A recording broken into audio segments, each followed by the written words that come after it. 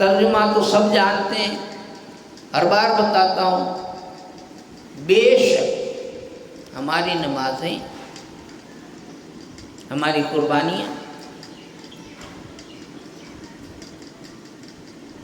ہماری زندگی، ہماری موت، ہماری ساری عبادتیں، ہمارا سب کچھ کس کے لیے؟ اس رب کے لیے، اس پالنے والے کے لیے۔ کس پالنے والے کے لیے؟ ایک گھر کو پالتا ہے، ایک گاؤں کو پالتا ہے؟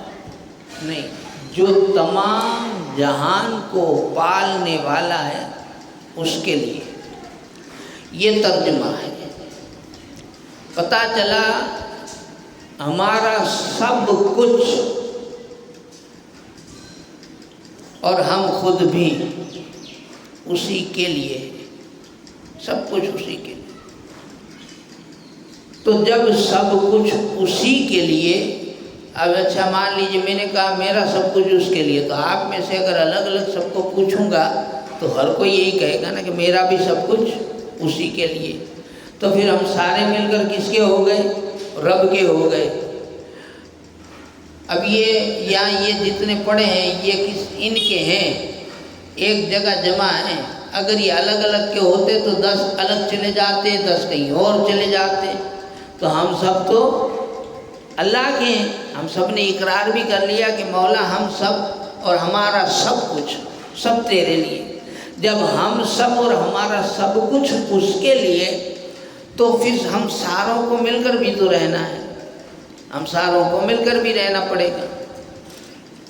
ہمیں کوئی حق نہیں ہے ہماری ذات کے متعلق فیصلہ کرنے کا۔ جیسے آپ کو بتاؤں، آپ کسی کے یہاں بیٹا ہوتا ہے، ہم پوچھتے ہیں جی بیٹا کیوں ہوا؟ تو کہتا ہے اللہ کی مرضی سے ہوا۔ اگر کسی کے یہاں بیٹی ہوئی، ہم کہتے ہیں جی بیٹی کیسے ہو گئی؟ تو کہتے ہیں اللہ کی مرضی سے ہوئی۔ اچھا آپ کو اور مجھے کوئی پوچھے کہ آپ جی پیدا ہو گئے، آپ کیوں پیدا ہوئے؟ جی میں اللہ کی مرضی سے پیدا ہوا۔ اچھا ٹھیک ہے، چلو اللہ کی مرضی سے پیدا ہوا۔ جب مرے گا بندہ، جب بندہ مرے گا نا، کئی لوگ مرتے ہیں، انتقال کر جاتے ہیں، ہم کہتے ہیں جی کیوں مر گئے؟ جینا تھا۔ ہم کیا کہتے ہیں؟ اللہ کی مرضی تھی تو چلا گیا۔ تو زندگی بھی اللہ کی مرضی سے، موت بھی اللہ کی مرضی سے۔ جب آیا دنیا میں تو اللہ کی مرضی سے، جب جائے گا دنیا سے تو اللہ کی مرضی سے۔ تو میرے بھائی رہے گا بھی تو دنیا میں اللہ کی مرضی سے، اس میں ہماری مرضی تو نہیں چلے گی نا، اس میں بھی ہمیں کسی مرضی سے رہنا پڑے گا، اللہ کی مرضی سے۔ اب درود پاک پڑھیں تو میں رشتہ داری کی کچھ باتیں بتاؤں۔ اللہم صلی علی سیدنا محمد وعلی علی سیدنا محمد واصحابہ وبارک وسلم، صلاۃ و سلام علیک یا رسول اللہ۔ ابھی جو موسم چل رہا ہے وہ حج کا بھی ہے، کوئی عمرہ کو جاتا ہے، کوئی حج کو جاتا ہے، کوئی شادیاں کرتا ہے نا، یہی اسی موسم میں یہ ساری چیزیں ہوتی ہیں۔ اب ہمیں ان چیزوں کا، میں ہر بات کرتا ہوں، ہر سال بات بتاتا ہوں۔ حضرت عبد الرحمن بن عوف یہ صحابی رسول ہیں، ان سے مروی ہے، وہ کہتے ہیں کہ میں نے رسول اللہ صلی اللہ علیہ وسلم کو ایسا فرماتے ہوئے سنا۔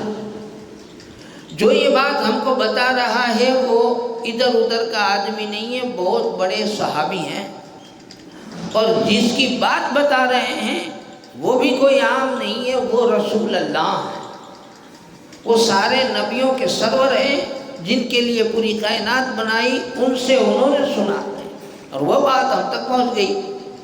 اب وہ بات کیا تھی؟ اچھا، رسول پاک سے یہ فرماتے ہوئے سنا۔ اب رسول جو کہہ رہے ہیں وہ سنیں کہ رسول کیا کہتے ہیں۔ رسول کہتے ہیں کہ میں نے اللہ سے سنا، صحابی کہتے ہیں میں نے رسول سے سنا۔ رسول سے پوچھا تو کہا میں نے اللہ سے سنا، او اللہ نے کہا۔ اب اللہ نے جو کہا وہ بتا دو۔ اللہ تعالیٰ نے فرمایا میں ہی اللہ ہوں، میں اللہ ہوں، نہیں ایسا نہیں کہا، میں ہی اللہ ہوں اور کوئی نہیں، میں ہی اللہ ہوں۔ اتنا کہنے کے بعد اللہ کہتا ہے میں ہی اللہ ہوں اور میں ہی رحمان ہوں، رحمان بھی میں ہی ہوں، کوئی ایسا نہیں میرے سوا اور میری مرضی کے سوا رحم کر سکتا۔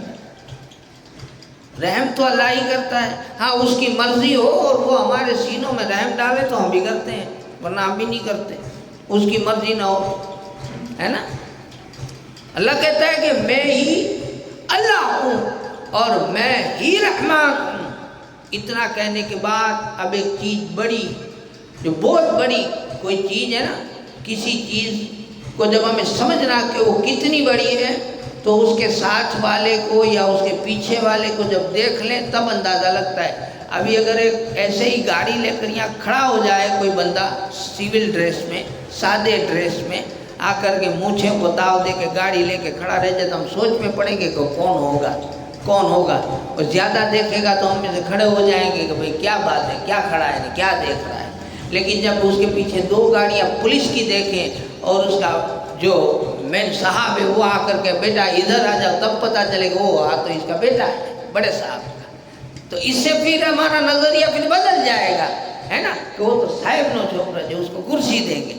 پتہ یہ چلا کہ چیز کی اہمیت اس کے ساتھ والے یا اس کے پیچھے والے کو دیکھ کر کے اندازہ لگتا ہے کہ وہ کتنی بڑی ہے۔ اور اگر اس کے ساتھ کوئی اگر پینے والا نشے میں دھوتا اگر دیکھے تو ہم سیدھے کہیں گے بھائی نکل گاڑی کا دے، ہے نا۔ اہمیت اس کے ساتھ نسبت کس کی ہے، اس کو دیکھ کر اس کی اہمیت بڑھ جاتی ہے۔ اب یہاں سنیں، اللہ نے پہلے کیا کہہ دیا، میں ہی اللہ ہوں، پھر کہا میں ہی رحمان ہوں۔ یہ بات پہلے بتا دی کیونکہ آگے ایک چیز بتانی ہے اللہ کو۔ اللہ کہتا ہے میں ہی اللہ ہوں، میں ہی رحمان ہوں، اور میں نے ہی رحم کو، رشتہ داری کو، رشتہ داری کا مطلب رحم ہوتا ہے، اللہ نے کیا فرمایا، میں نے ہی رحم کو، رشتہ داری کو پیدا کیا ہے، میں نے ہی پیدا کیا ہے، اور میں نے اس کا نام رشتہ داری میرے نام سے نکالا ہے، کیونکہ اللہ کا نام رحیم ہے۔ آپ سوچیں گے کہ رشتہ داری اور رحم کا کیا تعلق، آسانی سے سمجھ میں آ جائے گا۔ بنا رشتے کے دعوت نہیں، بنا رشتے کے سلام کلام نہیں، بنا رشتے کے ساتھ اٹھنا بیٹھنا گھومنا پھرنا آنا جانا نہیں، بنا رشتے کے کسی طرح کی لین دین نہیں، ہے نا۔ اچھا رشتے بھی کئی طرح کے ہیں، خون کے رشتے ہیں، دوستی کے ہیں، عام دوستی کے ہیں، خاص دوستی کے ہیں، لیکن سارے رشتوں میں ایک چیز ضروری ہے، جب تک رشتہ ہوتا نہیں ہے جب تک آپ کو محبت ہوتی نہیں ہے، بنا محبت کے رشتہ نہیں ہوتا، اور بنا رحم کے محبت نہیں ہوتی۔ جس سے رشتہ ہوتا ہے تو محبت ہونا لازمی، اور جب محبت ہو گئی ہے تو اس کے مصیبتوں کو دیکھ کر، اس کی پریشانیوں کو دیکھ کر رحم آنا لازمی۔ ہم کہیں جی رشتہ ہے ہمارا، ہم کہیں جی رشتہ ہے ہمارا لیکن ہمیں محبت نہیں ہے تو یہ رشتہ نہیں ہوا۔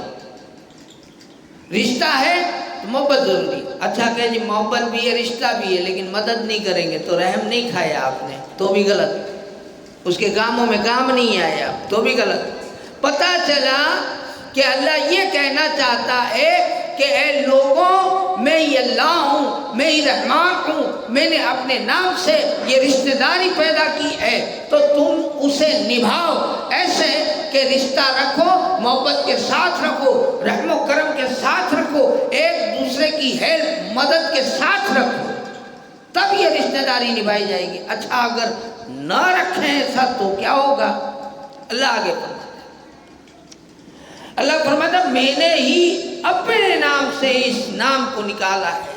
اب اس رشتہ داری کو جو جوڑے گا، جو اس کو مضبوط کرے گا، اللہ کہتا ہے میں اسے جوڑ دوں گا، میں اسے مضبوط کر دوں گا۔ اور جسے اللہ مضبوط کر دے کسی مائے کے لال کی طاقت نہیں ہے اسے توڑ سکے۔ آج ہم ٹوٹتے ہوئے نظر آتے ہیں، آنکھ بند کریں، ڈیپ میں جائیں، سروے کریں، مسلمان ٹوٹتا ہوا نظر آ رہا ہے۔ کیوں؟ ہماری رشتہ داری ہی ختم ہے، نام کی ہے آپسی، کلمہ سب سے بڑا رشتہ پہلا ہے ہمارا، ایمان و اسلام سب سے پہلا رشتہ، اس کے بعد کنبے کا رشتہ، قبیلے کا رشتہ، خون کا رشتہ، جان پہچان کا رشتہ، پڑوسی کا رشتہ، ایسے بہت سارے رشتے ہیں نا۔ جوڑے گا اسے اللہ کہتا ہے جوڑ دوں گا، چلو یہ تو اچھی بات ہے، لیکن توڑے گا تو ہم تو توڑتے بھی ہیں، میں خود باپو سے لڑتا ہوں کئی بار، ہم تو توڑتے بھی ہیں، جب توڑیں گے تو اللہ کیا کرے گا؟ سنو، جو جوڑے گا اللہ فرماتا ہے میں اسے جوڑ دوں گا، جو اسے قطع تعلق کرے گا میں اسے ٹکڑے ٹکڑے کر دوں گا۔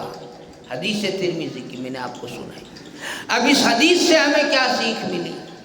یہی کہ مولا تیرے نبی نے فرمایا ہمیں پتہ نہ تھا، آج پتہ چلا، ہم توبہ کرتے ہیں، اب نہ لڑیں گے، اب نہ لڑیں گے، اب مل کے رہیں گے۔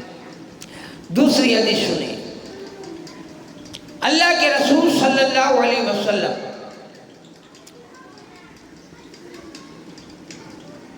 جب وحی نازل نہیں ہوئی تھی، وحی نازل نہیں ہوئی تھی، قرآن پاک کی وحی کا نزول ہوا نا، تو وحی کا نزول ہوا نہیں تھا، اس سے پہلے کی بات ہے۔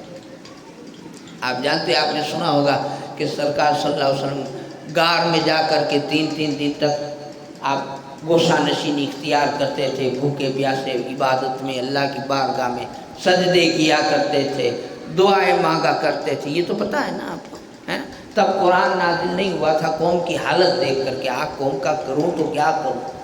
کیوں؟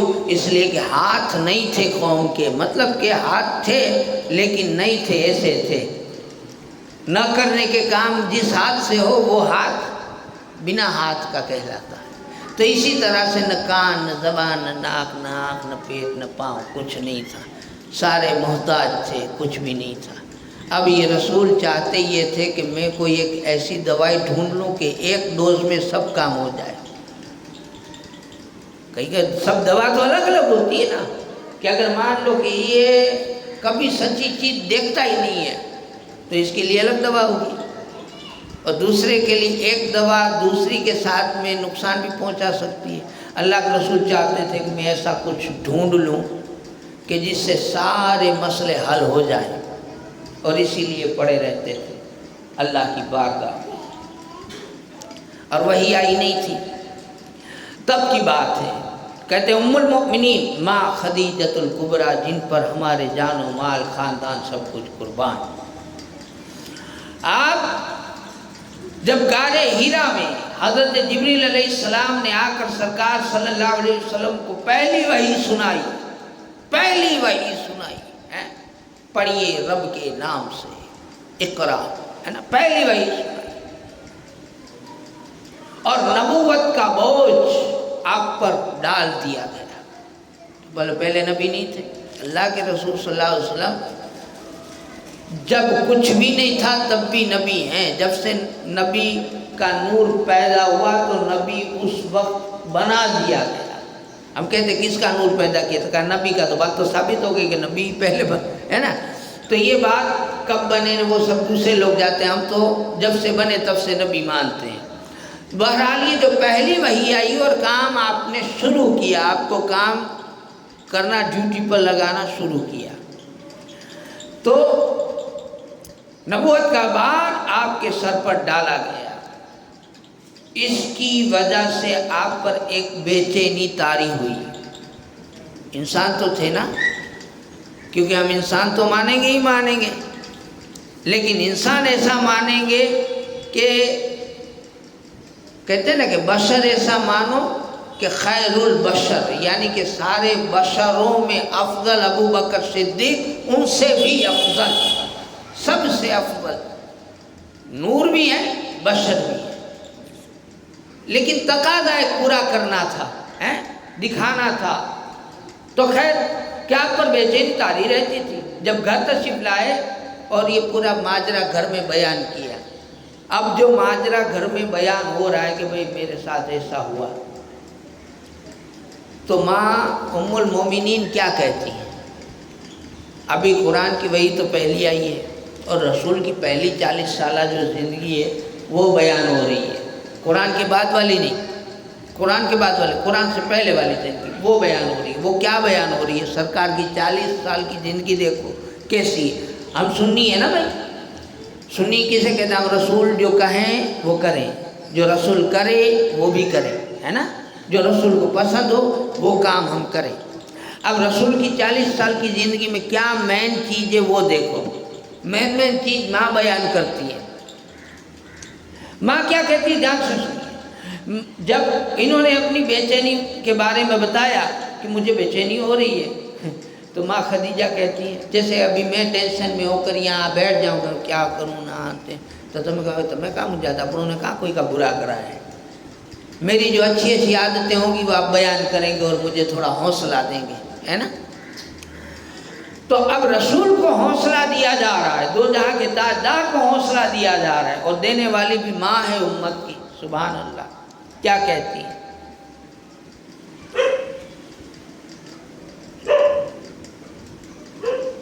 ماں کہتی ہرگز نہیں ہو سکتا، ہرگز نہیں ہو سکتا کہ اللہ تعالیٰ آپ کو کبھی رنجیدہ ہونے دے، کبھی نہیں ہو سکتا۔ اللہ کبھی آپ کو رنجیدہ نہیں ہونے دے گا، غمگین نہیں ہونے دے گا، مصیبت میں آنے نہیں دے گا، پریشانی میں آنے نہیں دے گا، یہ میں جانتی ہوں۔ اچھا ایسا کیا جانتی تھی وہ؟ کچھ تو ہوگا خاص، کوئی تو بات خاص ہوگی جو رسول کرتے ہوں گے، جو ماں کو پتا ہوگا۔ اب کہتے ہیں کہ میں نے تو دیکھا ہے، میں نے تو دیکھا ہے آپ رشتہ داروں کے ساتھ اچھا برتاؤ کرتے ہیں، بے سہاروں کو سہارا دیتے ہیں، محتاجوں کے لیے کماتے ہیں۔ محتاجوں کے لیے کمانا، آپ اور ہم کماتے ہیں اپنے لیے، رسول کماتے تھے دوسروں کے لیے، کتنا فرق ہے۔ محتاجوں کے لیے کماتے ہیں، مہمانوں کی تواضع کرتے ہیں، ضرورت مند کی مدد کرتے ہیں۔ اب اتنی بات میں کیا پھر سے بتاتا ہوں۔ ماں کیا کہتی ہیں کہ ایسا ہو ہی نہیں سکتا کہ اللہ آپ کو اکیلا چھوڑ دے۔ نمبر 1 کہ اگر چاہتے ہو کہ اللہ ہمیں کبھی اکیلا نہ چھوڑے، ہمیشہ ساتھ رہے، اگر چاہتے ہو کہ اللہ ہمارے ساتھ ہمیشہ رہے، ایک۔ دوسرا کہ کبھی نہیں ہو سکتا کہ اللہ تعالیٰ آپ کو غم، رنج، مصیبت میں مبتلا کرے۔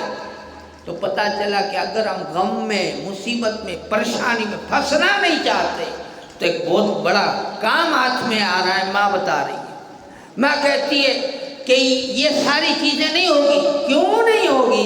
اتنے عمل کرو جو رسول نے کیے۔ کیا کیے؟ تو پھر بتا دیتا ہوں۔ ایک تو رشتہ داروں کے ساتھ اچھا برتاؤ کرو جو رسول کرتے تھے۔ دوسرا بے سہاروں کو سہارا دو جو رسول کرتے تھے۔ محتاجوں کے لیے کماؤ، کم سے کم رحم تو کرو۔ ارے محتاج کے لیے نہیں تو مان لیجئے کہ آج میری بات کروں، میں فری بیٹھا ہوں اور میرے بھائی کی دکان آج بند ہے، وہ کام میں سوچوں چلو یہ کام میں تو میں تو نہیں رہا ہوں، تو چلے وہ دکان کھول دوں تو 2 پیسے آوے، بیچارے کا فائدہ ہوئے، خالی دکان بند پڑی ہے۔ اب میں تو دکان کا دیا ہوں حوالہ، آپ اپنی ہوڑیوں کا لگا لو، آپ اپنے جو دھندے ہیں اس کا لگا لو اندازہ، کہ آپ اس کی مدد کر دو کہ اس کا کام بن جائے۔ یہ تو محتاجوں کا نہیں ہوا نا، غیروں کا نہیں ہوا، وہ تو اپنے بھائی کا ہوا، اپنے بھائی کا ہوا نا کام۔ تو یہ کر لو، اس سے کیا ہوگا؟ پھر آگے مہمانوں کی تواضع کرتے، ضرورت مندوں کی مدد کرتے، یہ سارے کام کرو گے تو ہوگا کیا؟ اللہ کبھی مصیبت میں پھنسنے نہیں دے گا، اللہ کبھی غم میں ڈوبنے نہیں دے گا، اللہ کبھی پریشان ہونے نہیں دے گا۔ وہ اس نے رسول کے ساتھ کیا، رسول کے ساتھ کرنے کی وجہ کیا بنی؟ رسول کی یہ اخلاق وہی قرآن سے پہلے کے صلی اللہ علیہ وسلم۔ درود پاک پڑھے تھے۔ ایک اور بات اور بتا دوں، اللہم صلی وسلم۔ مغرب میں آ جاتے ہیں، مغرب کو 25 دے رہے ہیں۔ صلح حدیبیہ سن 6 ہجری کے بعد، یہ 44 چل رہی ہے نا، 6 ہجری کی بات بتا رہا ہوں۔ اس کے بعد رسول پاک صلی اللہ علیہ وسلم مختلف بادشاہوں کے پاس خطوط بھیجے، خط بھیجے، الگ الگ بادشاہوں کو اسلام کی دعوت پیش کی۔ جب آپ کا نامہ مبارک ہرقل کے پاس پہنچا رسول پاک جو دین اسلام کی دعوت دیتے تھے اور الگ الگ دیش میں بادشاہوں کے پاس جب دعوت پہنچی تو جب یہ دھیان سے سننے کی بات سمجھنے جیسی کہ جب ان کے پاس بات پہنچی، ہرقل کے پاس میں جب دعوت نامہ پہنچا تو اس نے رسول پاک صلی اللہ علیہ وسلم کے بارے میں جاننے کی غرض سے اپنے درباریوں سے کہا کہ بھئی یہ مکہ میں ایک محمد صلی اللہ علیہ وسلم نام کا شخص ہے جس نے دعویٰ کیا ہے کہ میں اللہ کا نبی ہوں اور میں ایک مذہب لایا ہوں جو مذہب اسلام ہے اور وہی مذہب سچا ہے، باقی سارے مذہب جھوٹے ہیں، تم اپنے اپنے مذہبوں سے توبہ کر لو۔ اور دوسرے اگر عیسائی وغیرہ کے جو بائبل وغیرہ جو جس کو آپ پہلے سے لے کے چلے آ رہے ہیں وہ سب اب منسوخ ہو گئے، اب میں آیا ہوں قرآن لے کر، آپ کو اس کو ماننا ہوگا، میں آپ کو اس دین کی دعوت دیتا ہوں۔ اس طرح سے یہ مفہوم بتا رہا ہوں میں۔ تب یہ جب مفہوم بتا رہے ہیں ظاہر سی بات ہے کہ ہمارے پاس میں اگر کوئی لائے گا، جیسے یہ جو دیش کا چناؤ ہوتا ہے تو ہمارے پاس الگ الگ پارٹیاں آتی ہیں کہ ہم نے ووٹ دے جو، ہم نے ووٹ دے جو آتے ہیں نا، تو ہم اس کی سب پوچھتے ہیں کہ کیا کیا سویدھا دو گے، ہماری کیا کیا مدد کرو گے، ہماری کیا کیا کام کرو گے، آپ کے اندر ایسی اچھائی کیا ہے بھائی جو ہم آپ کو ووٹ دیں، تم نے سے کیا کرا ہے، ہم جانتے ہیں نا اس کے بارے میں۔ پھر دوسرے 4 جنوں کو فون کر کے پوچھتے ہیں۔ تو یہ رسول جو پوری کائنات کے لیے دین لے کر کے آئے اور انہوں نے دعوت پیش کی، تو اتنے بڑے بادشاہ تھے، انہوں نے بھی تفتیش کی کہ بھئی آج اس کا نام ہے، بھئی درباریوں میں کوئی جانتا ہے اس کو، کون ہے یہ، اس کے بارے میں کچھ بتائے گا؟ جب پوچھتے ہیں، اب جو پوچھتے ہیں نا، کہتے ہیں کہ سوال کیا کہ بھئی ایک کام کرو، مکہ کے جو لوگ ہیں، مکہ کے جو لوگ ہیں ان میں سے کسی کو میرے پاس پیش کرو، کیونکہ مکہ میں یہ